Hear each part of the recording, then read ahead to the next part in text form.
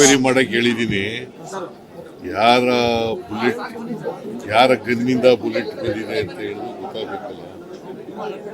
ಅದು ಬಿಜೆಪಿಯವ್ರ ಗನ್ನಿಂದ ಬಂದಿದೆಯಾ ಇಲ್ಲ ಕಾಂಗ್ರೆಸ್ನವ್ರ ಗನ್ನಿಂದ ಬಂದಿದೆಯಾ ಅಂತ ಗೊತ್ತಾಗಬೇಕು. ಅದಕ್ಕೋಸ್ಕರ ಅದನ್ನು ತನಿಖೆ ಮಾಡಿ ಅಂತ ಹೇಳಿದ್ದೀನಿ. ಎನ್ಕ್ವೈರಿ ಮಾಡಿ ರಿಪೋರ್ಟ್ ಕೊಡಿ ಇಮಿಡಿಯೇಟ್ ಆಗಿ ಅಂತ ಹೇಳಿ. ಖಾಸಗಿ ಬುಲೆಟ್ ಅನ್ನುವಂಥದ್ದನ್ನ ಅಲ್ಲಿ ಎಸ್ಪಿ ಮಾಹಿತಿ ಕೊಟ್ಟಿದ್ದಾರೆ. ಹಾ ಖಾಸಗಿ ಬುಲೆಟ್ ಅಂತ ಎಸ್ಪಿ ಏನಪ್ಪ, ಈಗ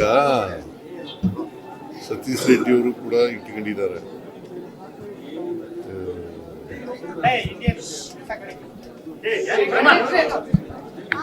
ಅವರ ಸೆಕ್ಯೂರಿಟಿಗೋಸ್ಕರ ಅವರು ಇಟ್ಕೊಂಡಿದ್ದಾರೆ.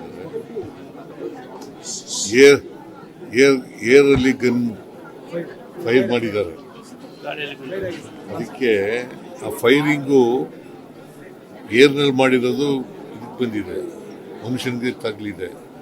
ಅವನು ಯಾರೋ ಒಬ್ಬ ಸತೀಶ್ ರೆಡ್ಡಿ ಅಲ್ಲ, ರಾಜಶೇಖರ್ ರೆಡ್ಡಿ ಸತ್ತೋಗಿದ್ದಾರೆ.